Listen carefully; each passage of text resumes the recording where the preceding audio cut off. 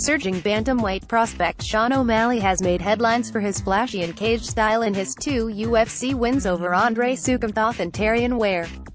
But Sugar has begun branching out his overall scope of appearance by promoting himself in his own unique way, and he continued that during the live TV broadcast for last Saturday's UFC on Fox 29 from Glendale, Arizona.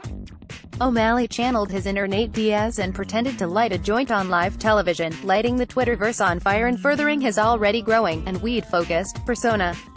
While you might have thought O'Malley would get into at least some trouble for pretending to smoke weed on television, apparently, that wasn't the case.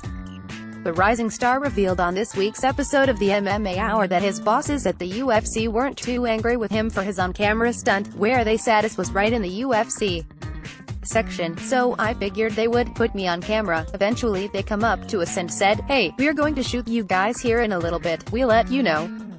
I was like, this is perfect timing. I kept smiling at UFC official Heidi Dean, who had just told us that we're going to get on camera, because I knew that she wasn't going to be happy with me, but she wasn't too mad. She was the one who said, "Okay, you guys are going to be on camera in 3, 2, 1, and I kept smiling at her, but she didn't know why, but I think she did then. Sugar was also sitting next to a fellow rising star and touted women's strawweight contender Mackenzie Dern, his teammate at the MMA lab in Arizona. The Brazilian Jiu-Jitsu phenom appeared surprised when O'Malley pretended to light his spliff, but O'Malley insisted he told her his plan and she had approved. "I told her before, I warned her."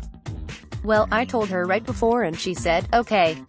Mackenzie is cool. She's been training at the MMA lab for 3 years, so I've known her for a while. O'Malley injured his foot in his win over Sukumthoth at March's UFC 223, and had fans talking when he said he would heal up with the aid of some medicine, in his now infamous post-fight interview with Joe Rogan.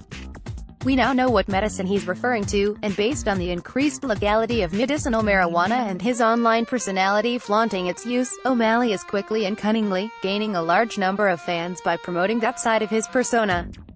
Will he become the next Nate Diaz in MMA? Next, Kevin Lee, Dustin Poirier would just get taken down by Khabib.